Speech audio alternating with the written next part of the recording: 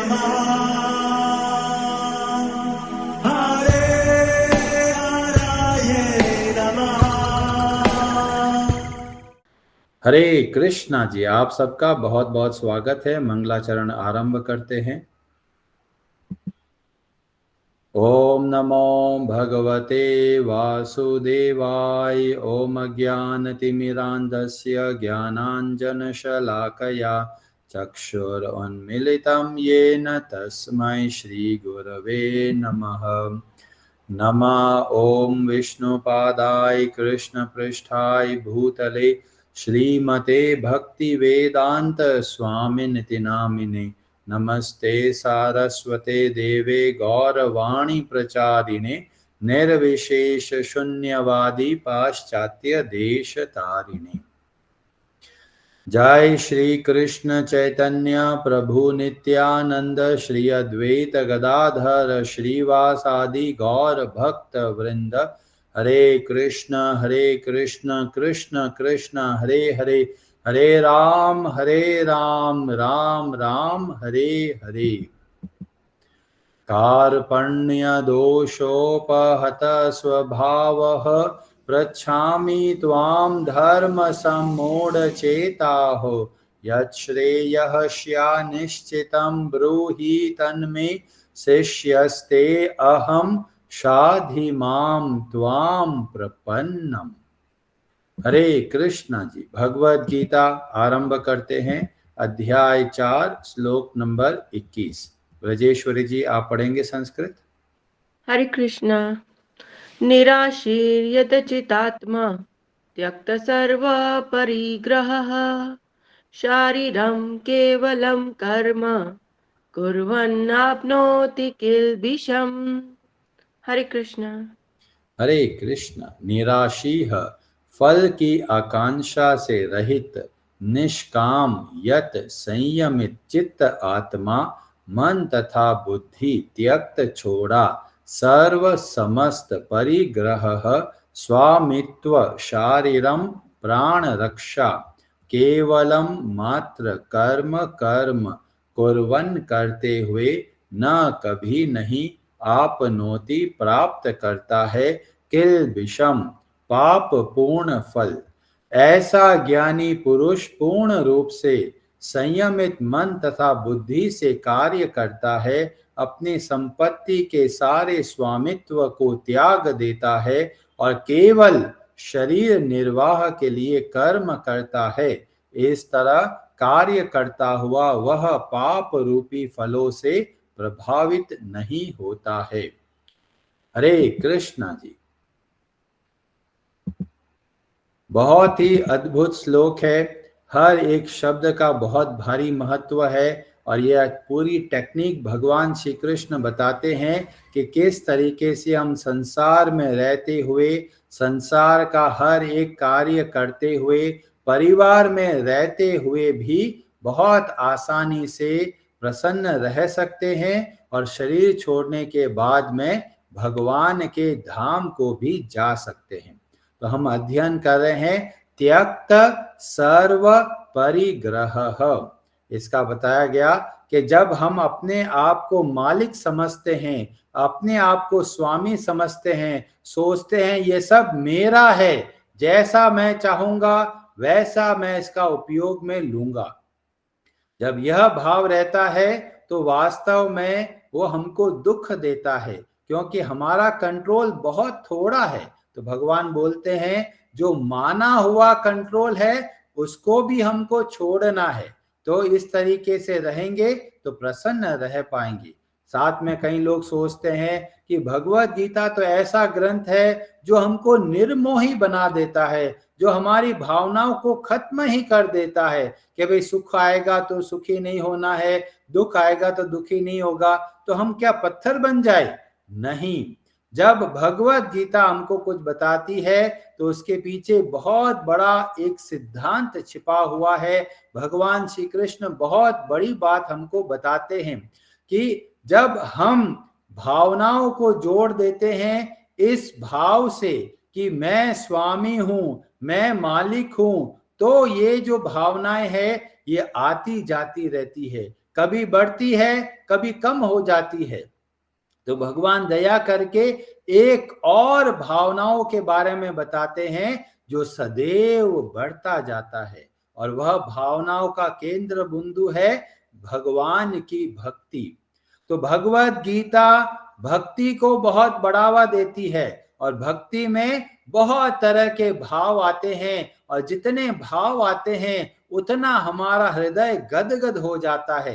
तो वास्तव में भगवान दया करके हमको ऐसा अद्भुत अनुभव प्रदान करना चाहते हैं जो बाकी और शरीरों में संभव नहीं है। और इसीलिए हर एक व्यक्ति को भगवत गीता के सिद्धांतों को बहुत ध्यान से समझना है और जीवन में उतारना है। परिवार के अंदर मिलजुल के रहना है, अपनापन का भाव होना चाहिए। पर कौन सा अपनापन का भाव होना चाहिए? तो अपनेपन के अंदर दो तरह के भाव होते हैं। पहला ये सोचते हैं मेरा है, और दूसरा ये सोचते हैं भगवान का है। तो दोनों के अंदर अपनापन रहेगा, पर जब मेरापन का भाव आ जाता है तो उसके अंदर साथ में आ जाता है एक्सपेक्टेशन, उसके साथ में आ जाता है कंट्रोल करने का भावना, उसके साथ में आ जाता है स्वार्थ की इच्छा। जब इस तरीके से कार्य करने लग जाते हैं तो परिवार में कलह आरंभ हो जाता है। जैसे माता जी सोचती है कि मेरे बेटे को ऐसा ही करना चाहिए, और बेटा सोचता है माँ मेरे ऊपर बहुत दबाव डालती है पर मुझे तो वैसा नहीं, कुछ और करना है। तो इस तरीके से परिवार के अंदर बहुत फ्रिक्शन आ जाता है।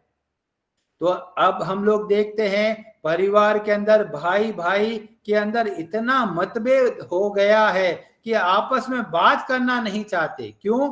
क्यों? अंदर ईगो का भाव आ जाता है, सोचता है मैं ही सब कार्य करता हूं, दूसरा आदमी तो कुछ भी नहीं कर रहा। और खासकर अगर पत्नियां भी आ जाती है तो छोटी छोटी बातों पर लड़ते रहते हैं। तो हमें ये लड़ने का ये जो बातें आती है कहां से आती है? जब हम सोचते हैं कि हम कर रहे हैं, बाकी लोग नहीं करे। खासकर जब खाना बनाते हैं और परिवार में दो बहुएं हैं तो सोचते हुए खाना कौन बनाएगा, आज तो तुमको बनाना है तो मैं कुछ काम नहीं करूंगी।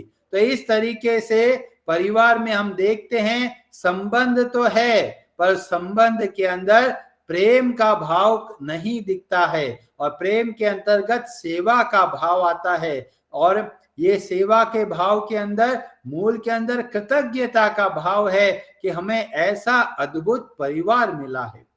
तो सारे अपनापन को थोड़ा बदलाव लेके आना है। परिवार के अंदर सेवा का भाव कैसे रखना है? सेवा के अंदर ये भाव रहता है कि सामने वाले का भला कैसे हो। माँ अगर बच्चे पे क्रोध करती है तो वो क्रोध कैसा होता है? कंट्रोल्ड क्रोध होता है, और कंट्रोल्ड क्रोध में उतनी बातों का ध्यान रखा जाता है जिससे बच्चे का भला हो। पर अगर क्रोध अनकंट्रोल्ड है और बच्चे को बुरी तरह मारपीट करते हैं, सोचते हैं बच्चा मेरा कहना नहीं मानता, जब ऐसा भाव करते हैं तो ये सब स्वार्थ के अंदर आ जाता है, स्वामीपन के अंदर आ जाता है। तो हमारे संबंधों को हमें सुधारना है। परिवार के अंदर वास्तव में प्रेम का भाव होना चाहिए। जितना प्रेम का भाव होगा तो भाइयों में, भाई बहनों में, माता पिता में, पुत्र में, सबके अंदर बहुत अद्भुत भाव रहेगा। और ऐसी जगह को वैकुंठ बोलते हैं जब सब लोग मिलकर एक दूसरे की सहायता करते हैं। किसमें सहायता करते हैं? भगवान की सेवा करने में। और इसीलिए हम सबको परिवार में रहना है, बहुत प्रेम के साथ रहना है, पर स्वार्थ और जो अहंकार होता है उसको छोड़ के रहना है। ये हमारा एक अद्भुत ग्रंथ है जिसको बोला गया भक्ति रस अमृत सिंधु, भक्ति रसामृत सिंधु। ये भक्ति का जो भाव है ये एक समुद्र है। कैसा समुद्र है? रस का समुद्र है। और रस के अंदर क्या होता है? भावनाएं होती है। और वहां पर इस ग्रंथ में बहुत अद्भुत तरह के भावों का बारे में वर्णन मिलता है। मित्रता का भाव, वात्सल्यता का भाव, एक प्रेमी का भाव और एक सेवक का भाव। जिसको बोलते हैं दास्य भाव।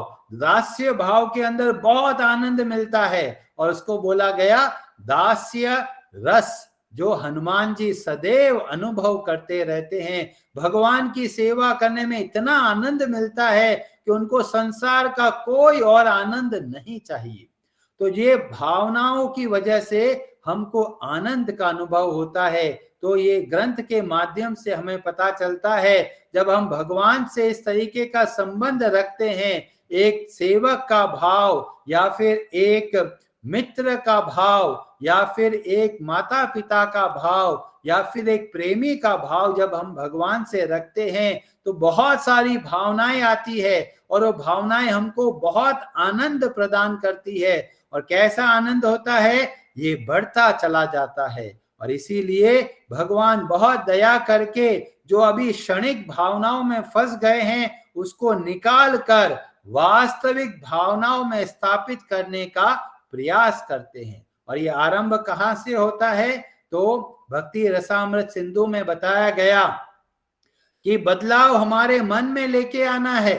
और क्या बदलाव लेके आना है, बताया गया अनासक्तस्य विषयान यतार अहम उपयुञ्जतः निर्बन्धः कृष्ण संबंधे युक्तम वैराग्यम उच्यते। हम परिवार के अंदर रहते हुए भी जीवन मुक्त हो सकते हैं। कैसे होते हैं, हर एक वस्तु, हर एक व्यक्ति को कैसे देखना है, कृष्ण संबंधे। हर एक वस्तु व्यक्ति को जब भगवान के संबंध में देखते हैं, तब हम वास्तव में हमारी भावनाओं के अंदर अद्भुत आनंद हमको प्राप्त होता है।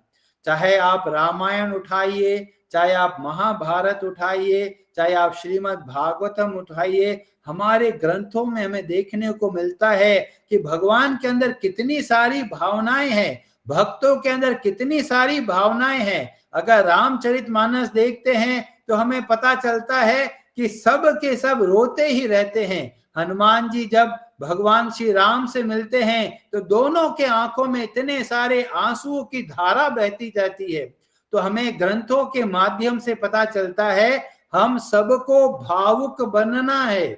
पर जब भगवत गीता को पढ़ते हैं तो कई लोग सोचते हैं अरे ये तो हमारी भावनाओं को खत्म कर देंगे। ऐसा नहीं है, हमारी भावनाओं को अंदर बदलाव की आवश्यकता है और वह बदलाव लाने की शिक्षा ये भगवत गीता ग्रंथ हमको देता है।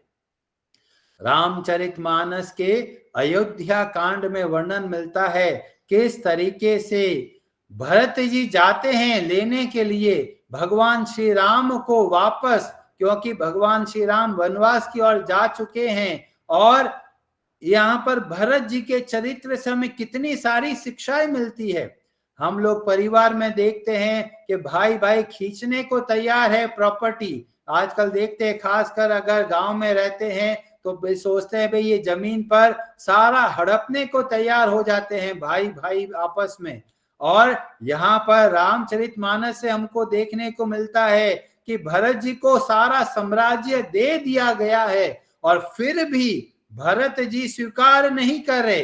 वो कहते ये तो भगवान श्री राम की ही संपत्ति है और जाते हैं मिलने के लिए, बुलावा लाने के लिए, और बहुत प्रेम से मिलते हैं। और भगवान श्री राम के हृदय में थोड़ा भी ऐसा भाव नहीं है कि भरत की वजह से देखो मेरे को वनवास में जाना पड़ गया। कभी भी भरत जी को दोष नहीं दिया। ऐसे ही बड़े भाई को चाहिए कि छोटा भाई है अगर उसके अंदर कमियां भी है तो कभी उनके अंदर दोष नहीं देखना है, सदैव उनको प्रोत्साहन देना है। और जब भगवान श्री राम और भरत जी मिलते हैं, इतना अद्भुत प्रसंग हमको देखने को मिलता है, इतना अधिक प्रेम है कि हृदय गदगद हो रहा है। और भगवान राम एक बहुत महत्वपूर्ण शिक्षा देते हैं और ये हम सब के लिए बहुत प्रेरणादायक है। भगवान श्री राम बताते हैं भरत जी को कि किस तरह से राज्य को चलाना है। तो बोलते हैं मुखिया मुखु सो चाहिए, खान पान कहु एक। मुखिया मतलब घर का लीडर, घर का जो सबसे बड़ा सदस्य जिसको बोलते हैं वो कैसा होना चाहिए? वह एक मुख की तरह होना चाहिए, वह एक मुंह की तरह होना चाहिए। उसमें क्या खासियत है? तो बोलते हैं पालई पोषय सकल अंग।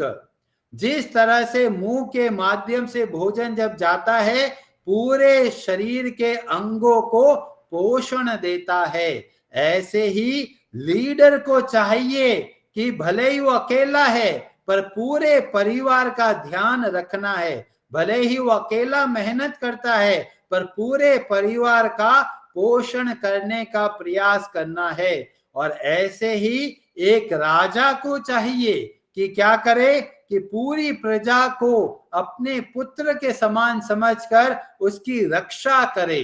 पर आजकल गवर्नमेंट में देखते हैं तरह तरह के इतने तरह के टैक्स लगा दिए गए हैं, ऐसा लगता है कि केवल शोषण हो रहा है। और इसीलिए हर एक लीडर को चाहिए कि पहले वेदों के द्वारा, शास्त्रों के द्वारा, भगवत गीता के द्वारा ज्ञान प्राप्त करे, तब जाकर वह लीडरशिप का रोल ले। और भरत जी क्या करते हैं? भगवान श्री राम की पादुकाएं चप्पल लेके जाते हैं और क्या करते हैं? नित्य पूजत प्रभु पांवरी। भगवान श्री राम के जो चरण पादुकाएं हैं उनका हर रोज पूजा करते हैं। और पूजा कैसे करते हैं? हृदय में गदगद हो रहे हैं, प्रीति न हृदय समाति, हृदय के अंदर इतना अद्भुत प्रेम का भाव है। और भरत जी क्या करते हैं? मांगी मांगी आयसु करत राज काज बहु भांति। पूरी अयोध्या का शासन करते हैं, बहुत अच्छे से कार्य करते हैं। पर किस तरीके से कार्य करते हैं? अपने आप को भगवान श्री राम का सेवक समझकर, और सदैव भगवान श्री राम के चरण पादुकाओं से प्रार्थना करते हैं, आशीर्वाद लेते हैं, और फिर जो राजपाट का जो कार्य है वह करते हैं। ऐसे ही हम सबको प्रेरणा मिलती है, परिवार में रहना है, पर जो मुखिया है, जो लीडर है, उसको ये सोच के कार्य करना है ये सब कुछ भगवान का है, और भगवान का मैं सेवक हूं, और सेवक का भाव समझकर हमें बहुत अच्छे से परिवार को चलाना है।